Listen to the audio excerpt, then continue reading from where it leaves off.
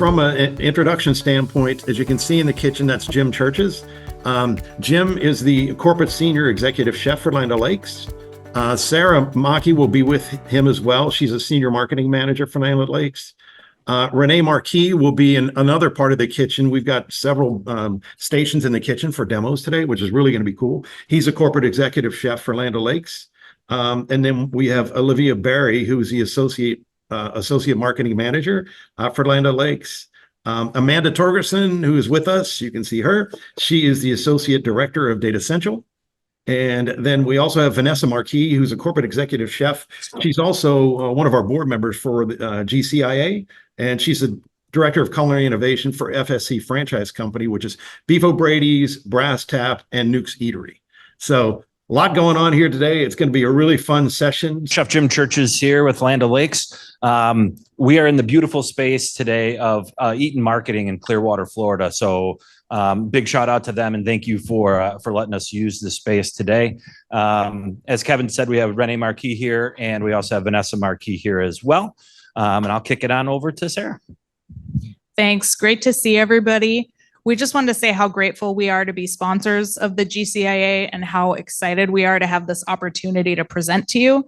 We're actually going to have Amanda do a lot of our presentation today because we know you like Data Central more than what Jim and I might have to share. And then she's going to kick it over. We're going to have some culinary demos, so that'll be a lot of fun.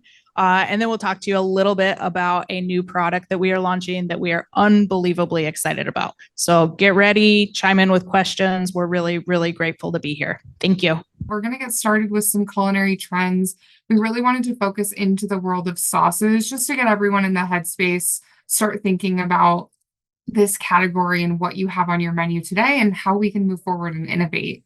So just as a grounding, we wanted to start with this great stat. Restaurants are offering 24 different sauces on their menu. And I would challenge everyone here today to think about how many sauces you have on your menu today, how much prep, how much labor, how much space that takes up. I don't want to say that to diminish sauces, though. They're such a critical component of a menu. They are an area to tie a dish together. They are a way for you to differentiate. A lot of times they're that craveable element that keeps consumers coming back again and again. So while they are a really broad, diverse part of your menu offering, they are a critical component. And it translates to menu pricing as well. Proteins served with a sauce are on average priced 95 cents higher than those without some sort of sauce. And it's even more true at breakfast, where dishes with a sauce are priced $1.64 higher than those without. So something to consider to really elevate those dishes and in turn elevate those menu prices just a tad as well. Looking at some of the things that are fastest growing on our sauces and flavors list, I would be tired of talking about Nashville Hot if it weren't so delicious. So glad to see that that's still growing. A lot of spicy flavors are popping up on that list. Things like mango habanero, salsa roja, gochujang, bringing in a little bit of a global influence there as well. We're also seeing some of those classic wing almost inspired flavors like honey garlic, garlic parmesan show up on menus. And they're showing up on all areas. So it's not just your, traditional garlic parm fries. We're starting to see that being sauced on a fish or being sauced on a center of plate protein. So those are all things to keep in mind as you build those new and great sauces. Some mega trends in the category to think through. In our inception level, so our newest level trends, we're seeing fat as flavor. So thinking about butter sauces or other fat-based items to actually carry through a flavor of a dish, rather than just making them that necessary component on a plate, they can actually bring an additional element to those dishes. We're also seeing in our adoption level trends, so a little bit more, popular, consumer forward, regional barbecue sauces. So, going beyond just your traditional red barbecue sauce, but bringing in like a Carolina Gold or a creamy Alabama White. We're starting to see entree flavors show up as sauces. So things like Nashville Hot, Manchurian sauce, those actually becoming the sauce flavor rather than the dish itself. We're seeing dipping sauces elevate as well. So beyond, your traditional barbecue, honey mustard, marinara, bringing in some of those regional sauce flavors and those cheese sauces as well. In our proliferation stage, we really wanted to highlight that touch of sweet. We're starting to see sweet and savory really meld on menus. Things like maple, things like honey showing up on your traditional lunch and dinner entrees, and things the other way. So like bacon or some more savory flavors on breakfast as well. And then one of the things we're going to talk about a ton today, because it's everywhere, is classics with a twist. We'll talk about the term nostalgia later, but really bringing back some of those old classic flavors, giving them a little bit of a twist, reinventing them. They're kind of becoming new again.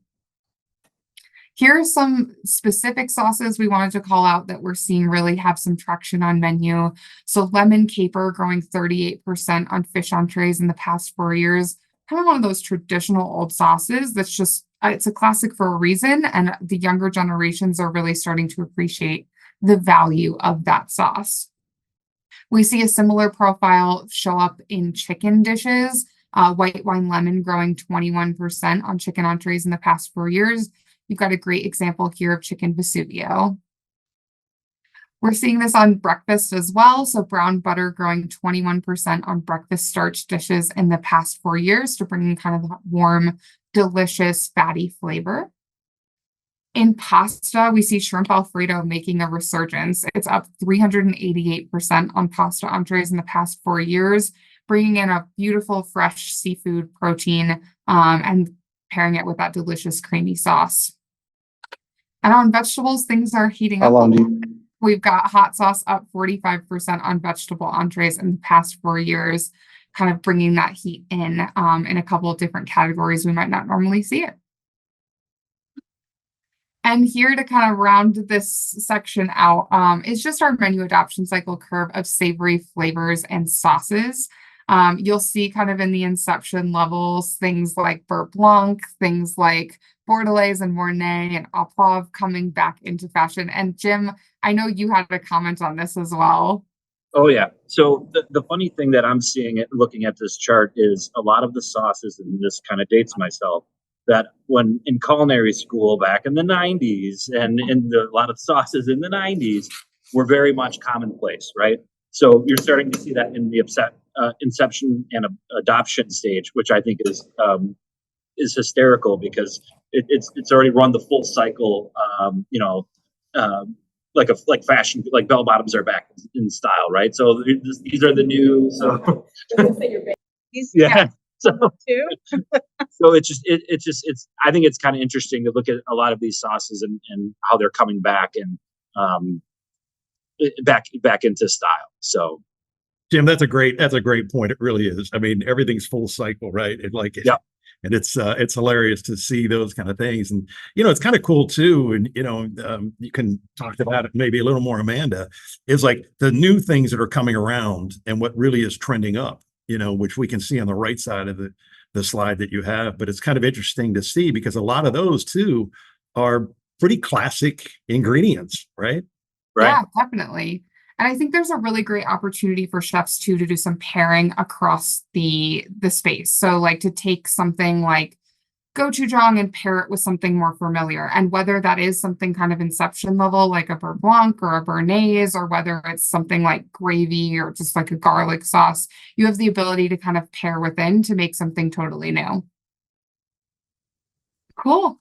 Well, I think next up, Chef Rennie from Land O'Lakes is going to walk us through some savory applications and make us all super hungry. So good afternoon, everybody. I get to show you the Pride and Joy mother sauce. We have our Land O'Lakes butter sauce. It is a beurre blanc in a bag. I'm going to do a very simple dish today. We're going to do a classical style shrimp dish. I'm going to serve it with some ancient grain. First thing we're going to do today, I've got my pan nice and hot. I'm just going to add these beautiful Florida pink shrimp to the pan. While those are cooking, I'm going to add a little bit of lemon zest, a little bit of lime zest. We're going to use the juice later. I can season this shrimp right now before we start this process. And you're going to see I'm just going to cook these slightly under. I'm going to deglaze the pan with a little bit of white wine. And I'm going to show you how easy it is to use this butter sauce a la minute. So you can see we got our shrimp cooking. Induction heat works great. I'm gonna add a little white wine because I know Kevin likes that in his cooking. Thank I you for that deglaze the plug. pan. All we're gonna do now is we're gonna take some of the Land O'Lakes butter sauce. This is a full 2.5 ounce ladle. That's probably more than we need for this, but the sauce makes the difference. So I'm gonna add a little more sauce. I can control the heat. I've got my ancient grains already done. As you can see here, it's nappe consistency. You'll see when I put this on a plate and when I put this on with the rest of the components, it's gonna be a beautiful sauce. I've got some caviar that we're gonna use to make this a caviar beurre blanc. You change the garnish, you change the name of the sauce. We're just gonna take this off the heat. And you're gonna see we've got a beautiful caviar beurre blanc. Now let me show you what it looks like when we put it all together.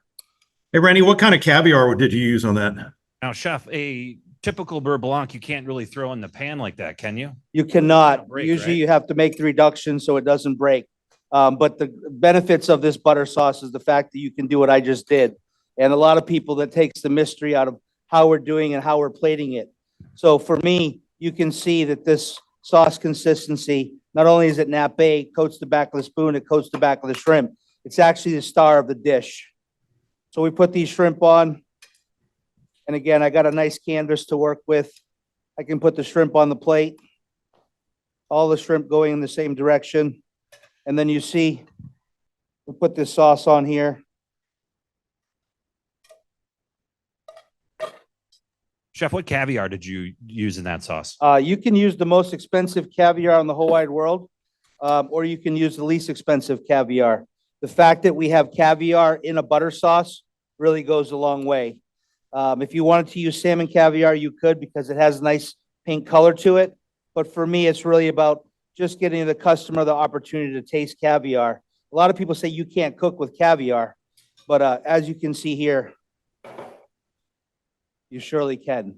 Well, it looks great. You know, and I like the fact that you put that caviar in at the very end, Chef. That was cool.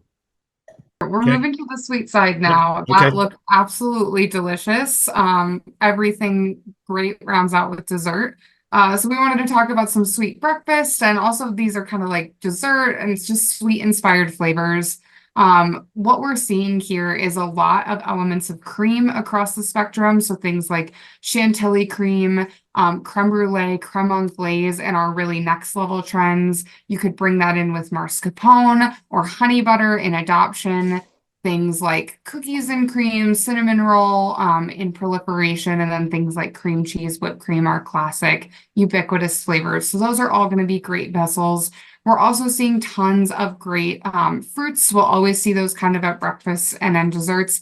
And then also some like savory, warmer flavors like tahini, brown butter and whiskey.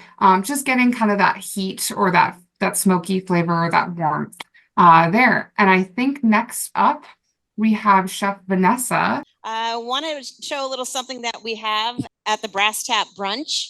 And this is called our cinnamon roll flapjacks. So we're going to do a little bit of sweet. Rainey did savory. I'm going to do a little sweet now using the Land O'Lakes butter sauce. So first we're going to do, just so we can get it going, we are currently using a 5 ounce cinnamon roll.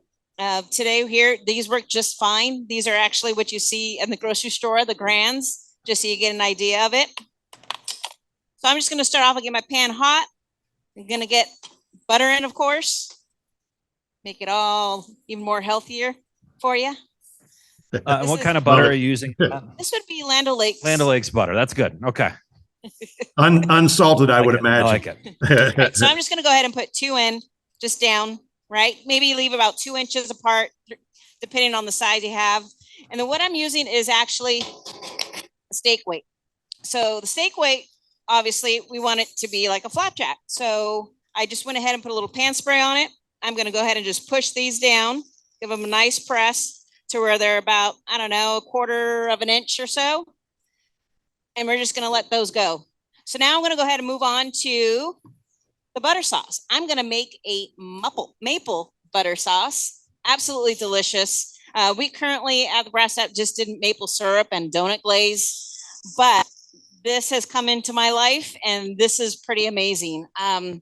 something about it. Let me go ahead and tell you. If any of you are from the West Coast, I'm doing a 2-to-1 ratio, by the way. I'm putting in the butter sauce first. I'm just going to heat this up because everybody wants a nice warm sauce for their pancakes, correct?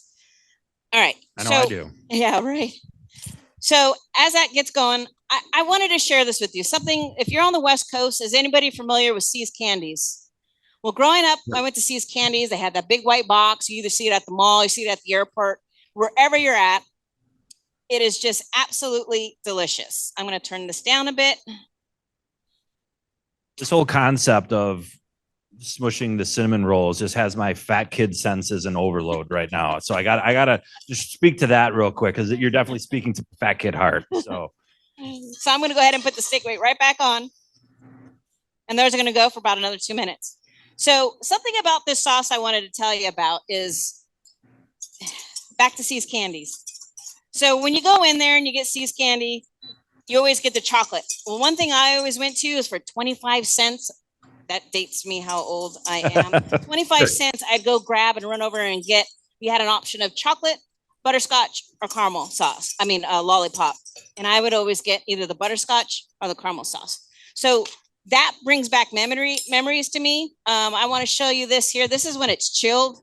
How beautiful it looks. And it's like that taste of butterscotch. And it just reminds me of See's Candy. So if anybody out there has had that, you'll be right on track with it. So what I'm going to do too is while this is going, I'm heating up the maple butter sauce. I'm going to go ahead and put a little bit of bacon on the side. Who doesn't like bacon to be on top of these as well, right? So those are going to get heated up just a bit. I'm going to check these. These are doing okay. looking good. I'm going to turn it up just a hair. Now, what kind of bacon? Is that a thick cut bacon? What kind of bacon did you throw in? Just normal bacon? It's actually a current bacon that we use in our stores. It's a pre-cooked 13 by 14 bacon. And now, if you candied the bacon, would that even take it to the next level? absolutely. That would be a great thing to do, but I think this is definitely sweet enough. Oh yeah, the sauce here. But yeah, you can put candied pecans on or whatever you'd like to do. Oh, for sure. Yeah. So many different things you can do there. Woo. Vanessa, are you guys actually doing this in the restaurant? All right. So I'm going to take the steak weight off and just let that go for another second. Bacon is getting heated up because it's already partially cooked there. This is almost cooked.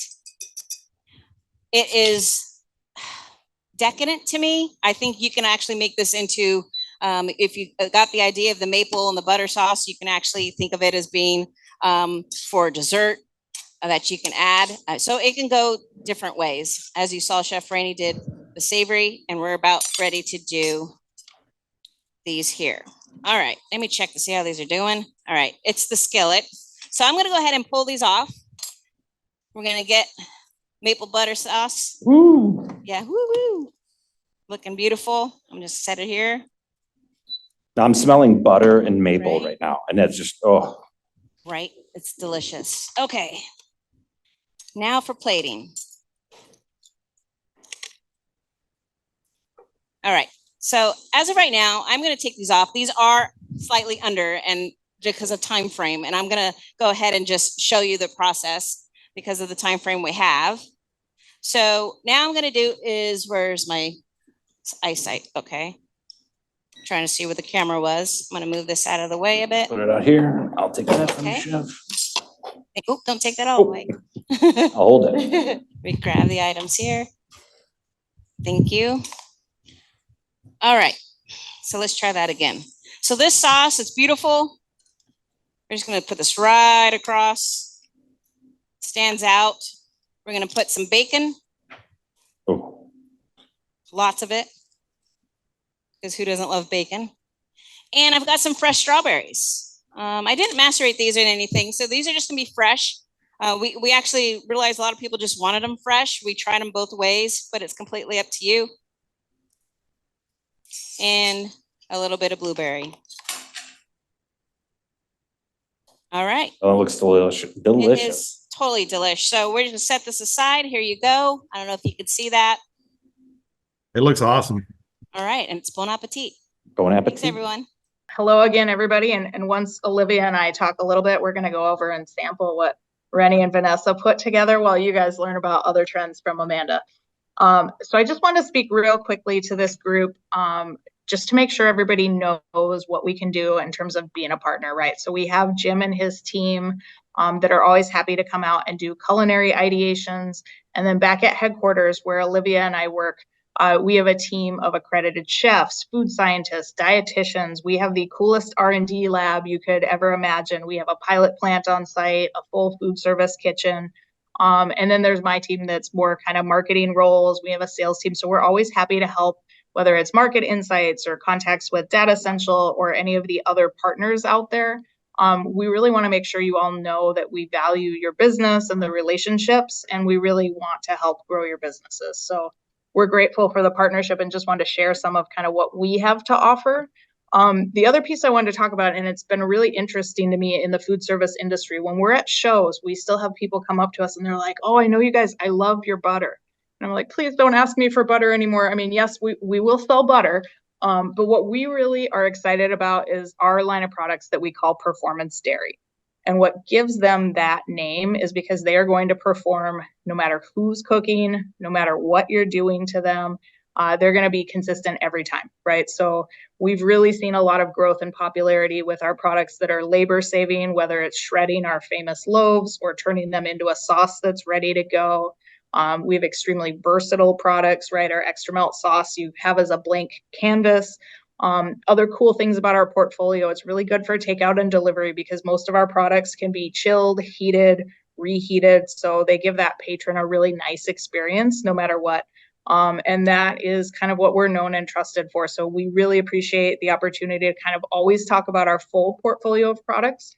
But what we are most excited to do is to bring back a product that we had many years ago, that we've worked out all the kinks, made it better than ever. And Olivia has been the brainchild behind working on it, making sure it's getting ready to go to market. You guys are the first ones to see it as a group. And after this call, please let us know. We're happy to send out samples.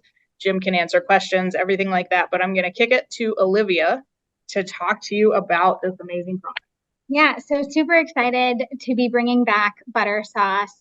As many of you know, it's an incredibly versatile base for a lot of different dishes. It's made with our Land O'Lakes butter, and it's incredibly difficult to break compared to scratch-made sauces. So you can put it on the line for a long time. You can add heat, you can add acid, you can add fat, you can add alcohol, all sorts of different things to it.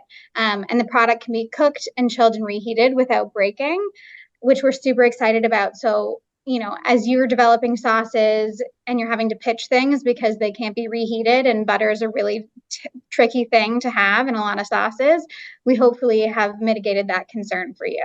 It's ready to eat straight out of the pouch, and you can use it in both cold and hot applications. And I'm sure Jim would be happy to kind of walk through what he's been stress testing with us in the kitchen.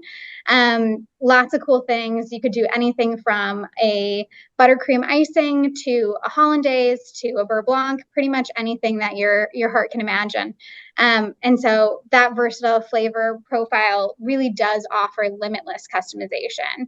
And, you know, regardless of the skill level that you have back of house, what else is going on, it'll be a consistent execution across all of your locations and across chefs of all skill levels. So we're super excited. We've been working really hard on this, and the entire team is really happy to be able to bring you this.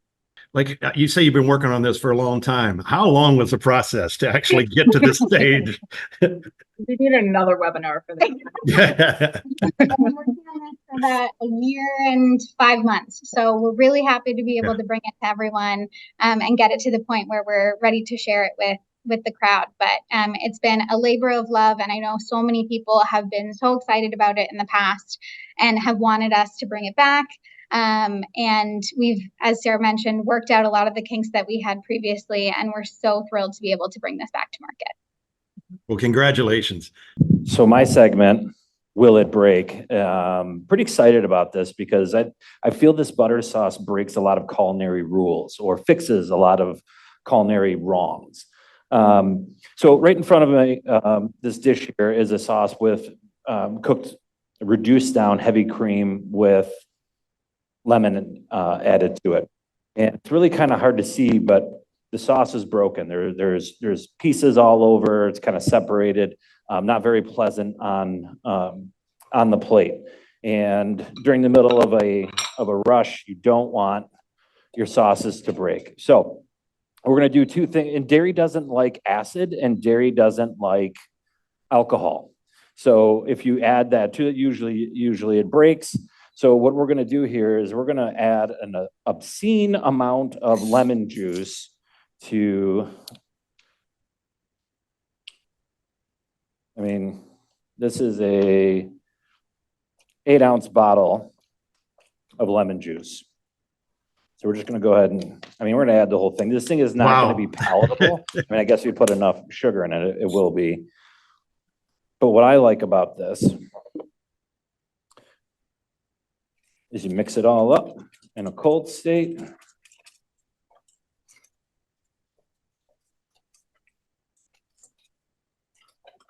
And you blend it.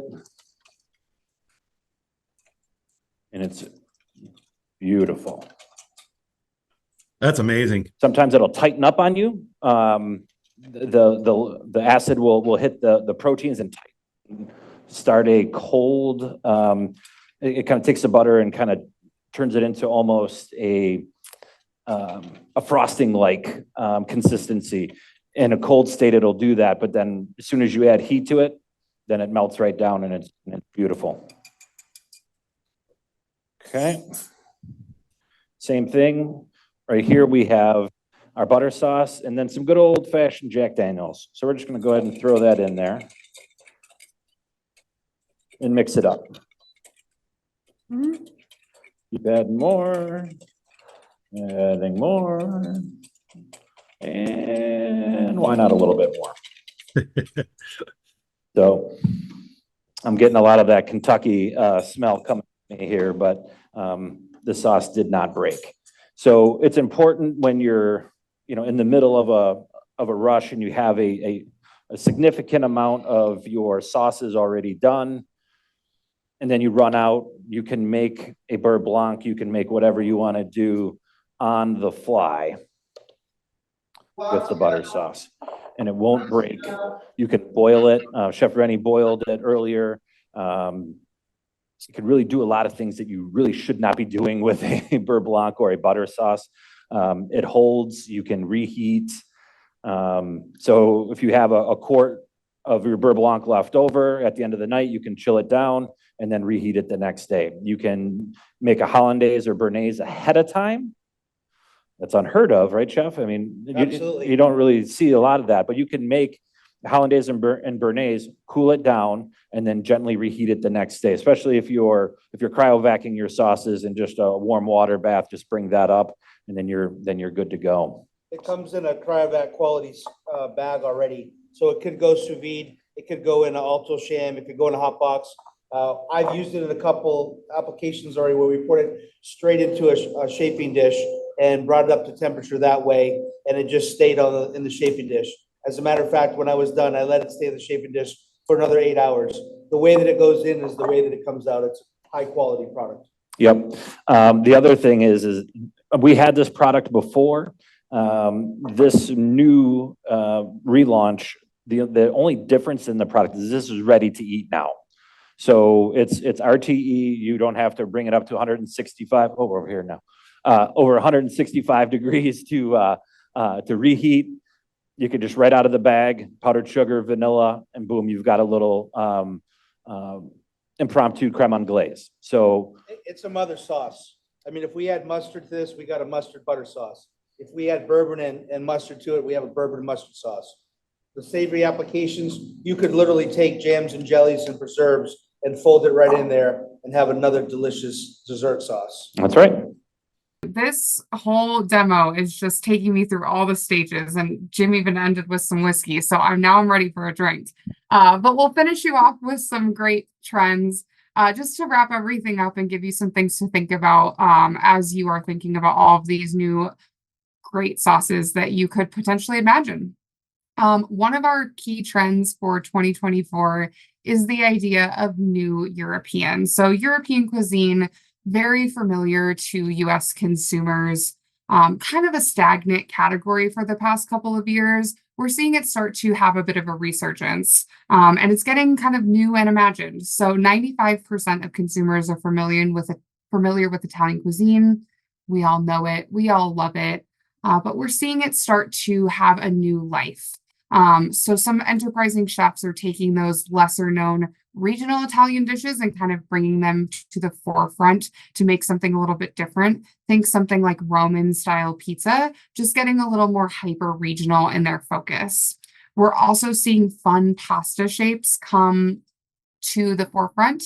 Cresta di Gallo is one of the ones that we are thinking about. It's kind of a fun spiralized shape, thinking about ways that we could make different pasta shapes new and exciting.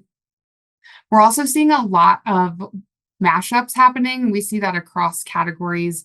For Italian specifically, we're seeing some Mexican and Italian crossovers and also some Japanese and Italian crossovers called wafu cuisine. Some really exciting examples coming out of those mashed up categories. And then we're seeing the aesthetic of Italian restaurants move away from your traditional red sauce joint, checkered tablecloths, pre-coursed meal, to a more whimsical social media inspired design. So we've got some examples of how that's manifesting out in the marketplace today. Here we've got Bad Roman in New York. It's touched with classic millennial pink. It's very luxurious. It's got a lot of gold, so definitely a modern twist, but it's got some nods to the traditional Italian joints with its intimate style seating, the quick overhead lamps over the tables, and kind of that checkerboard feel. We've also got a great example here of some wafu cuisine from Pasta Ramen in Montclair, New Jersey. They've got some great mashup dishes on their menu. So they have a cacio e pepe gyoza that's got some beautiful Parmesan cheese and black pepper. And then pictured here is actually a truffle porcini ramen with a beautiful butter sauce that's kind of mimicking a broth. So kind of bringing the idea of that traditional truffle pasta, but crossing it over with ramen, so a different noodle vessel. So one of the ways that you can kind of mash up and mix things and make things a little bit more exciting. We see the same thing happening with French cuisine. So 76% of consumers familiar with French cuisine. The trend that we're seeing with French is actually kind of a bit of a down dressing for French cuisine. So I think when a lot of us hear a French restaurant, we think white tablecloths, we think, white gloves serving us beautiful plates that are perfectly clean. And we're seeing things kind of become a little bit more casual. So less tasting menu and more just casual dinner. And we're seeing a lot of global cuisines find their way into French cuisine as well. So using that kind of familiar platform for consumers, but bringing in maybe a global influence. Here on the screen, we've got a great example of an Eggs Benedict kind of reimagined. It's got salmon and some fresh greens, but it's served over a waffle for a sweet element. And it's got some caviar in there as well, taking a page out of Chef Rennie's book. Here we have Coquette, a modern French restaurant in Chicago. Again, that social media pink vibe to the restaurant. But they've got a lot of really exciting reimagined French dishes. So they're topping some of their cocktails with cotton candy. They've got a savory meets sweet cheese course that's got a brie and truffle ice cream and a black currant sorbet. So kind of mixing the idea of a traditional French dish and reimagining it in a new format. Here we have two sisters who run Le French, which is based in Denver. I have been dying to eat there. I'm based in Denver myself. They have Senegalese heritage, and so they actually have a focus on their menu at Parisian meets Senegalese cuisine, and they are very proud of their casual environment. They have it specifically listed on the About page of their restaurant, really emphasizing that this is a place for people to come together and just enjoy a casual meal in an approachable setting. And then we have Argo, a restaurant located in Chicago here that's got French cuisine with a twist. They pull a lot of Midwestern influence into their menu, kind of making it familiar for the consumers in their area. And they've also got a lot of plant-based takes on quintessential French cuisine. So some of the dishes on their menu are things like mushroom escargot and a carrot tartare rather than a tuna or a more traditional beef protein. So just thinking about what that means for you, European cuisine has been stagnating. If you've seen items with those kind of traditional European influences kind of stalling out a little bit on your menu, it may be the time to reimagine, whether that's a new sauce that you include like a new spice, a new liquor, a new ingredient into, or whether that's reimagining the format and kind of mixing and mashing things up. All of those are ways to kind of take the old classic European dishes and bring them back in and make them a little more modern. And for our last section here, we'll kind of wrap it up with the big overarching trend we've been talking about all day, which is really these trend comebacks. I think nostalgia is such a cute term and it really is applicable. It's happening in all industries, like Kevin mentioned, like bell-bottom jeans coming back in. We see like Polaroid cameras being reimagined here as like the Insta-X photos. And we're seeing it in food too. So it's a really great trend, I think, because it appeals to an older consumer. It's pulling things that they're familiar with that they get to go like, oh, I remember that. That's so fun. And for the Gen Z and the younger populations, it's a way for them to kind of discover something new that they've never experienced before in their life. Retro always kind of has this fabulous charm to it. So it's fun to see that play out on the menu. And we're seeing this, all across the news and all sorts of categories, as I mentioned. Some of the ways that this is playing out in food, we've got pot pie up 5 points over the last 2 years, which might not seem like a lot, but it's actually so much for a ubiquitous item that's so well known. The comforting pot pie is getting a bit of an update with either a trend forward protein or a phyllo topping. It's just kind of getting a new revamped, exciting feel to it, and kind of bringing back that comforting staple. Here we've got an example from Longboard's restaurant. It's a short rib pot pie. So kind of taking that traditional chicken and elevating the protein a little bit to something very comforting and full of great savory flavor. We're also seeing Cajun dishes making a resurgence on menus. Cajun and Creole flavors have always kind of been a classic, but younger generations really, really love these flavors. I know Chef Jim there was mentioning his love for like kind of those 90s mother sauces. Cajun Alfredo was huge then. It's making its way back around. Here we've got some dishes for inspiration, including a Cajun Creole pie. So actually putting those beautiful Cajun flavors onto a pizza. We've got a wild mushroom étouffée, so kind of a plant-based option of the traditional dishes. We have poutine fries from Junebug Cafe, which use the beautiful dark gravy they use for roux for their gumbo, and actually using that as the poutine gravy. So kind of a lovely crossover, versatile use of their gravy from one piece of the menu to the other. And then lastly, here we have a blackened chicken sandwich from the Fox Brewery and Pub, kind of bringing in those beautiful blackening spices.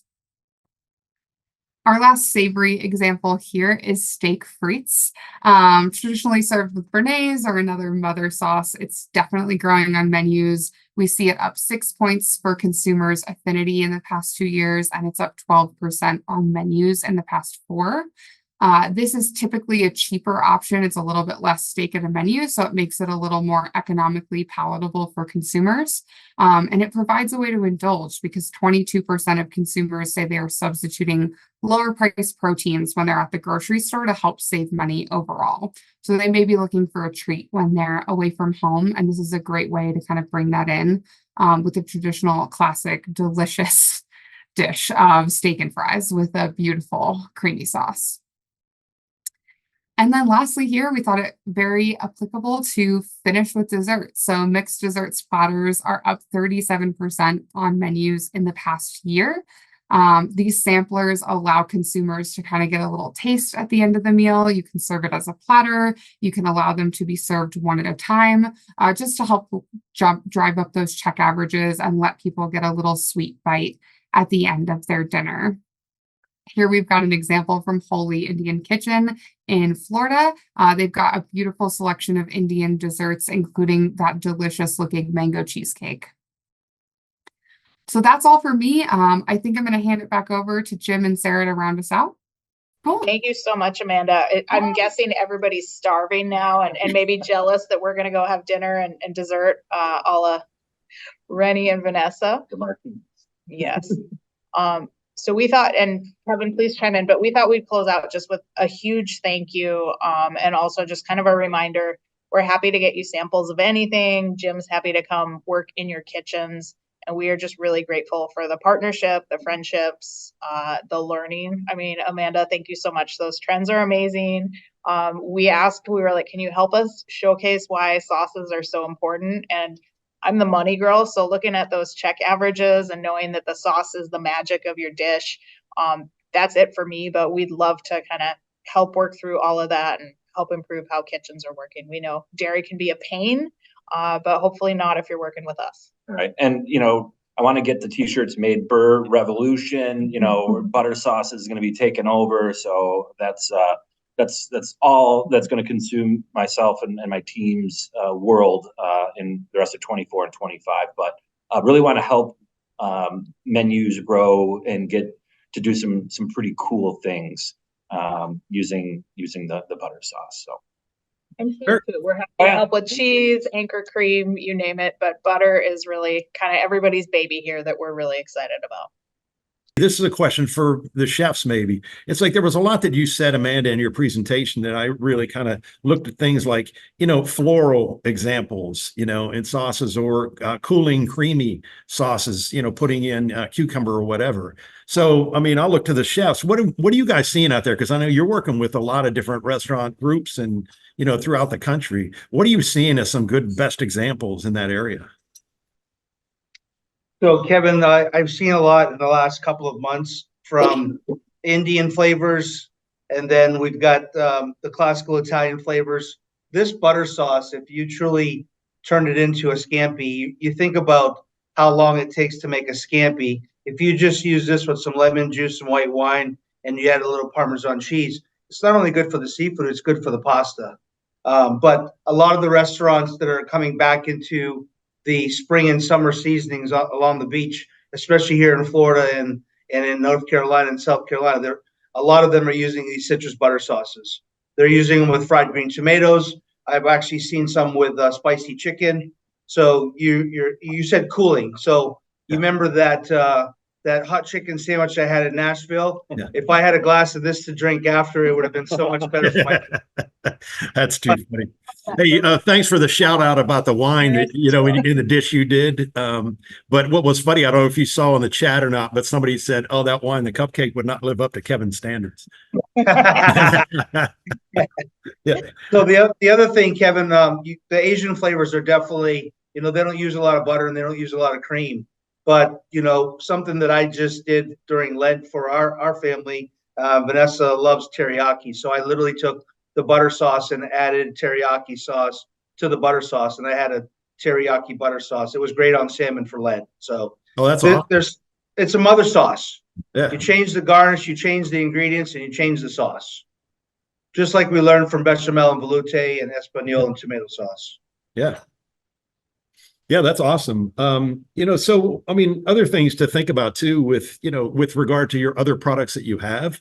What are you guys seeing as far as cheese trends? Because I know that's a big part of what you guys do as well. But what are you seeing in that area?